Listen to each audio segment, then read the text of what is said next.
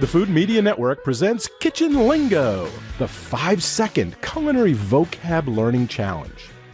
Common culinary terms range from various ways to serve and prepare food and beverages, to kitchen items and equipment, to the names of the dishes themselves.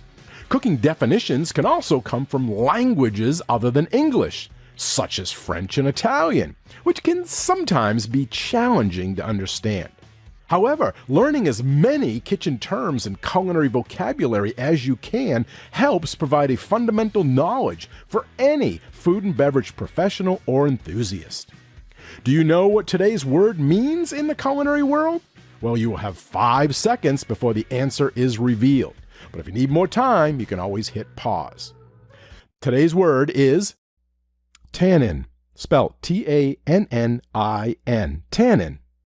5, 4, 3, 2, 1, 0. According to the Food Lover's Companion, tannin is an astringent substance found in the seeds and stems of grapes, the bark of some trees, and in tea. Tannin is important in the making of good red wines, aiding them in long and graceful aging. When such wines are young, the tannin often gives them a noticeable astringency, a quality that diminishes as the wine ages, mellows, and develops character.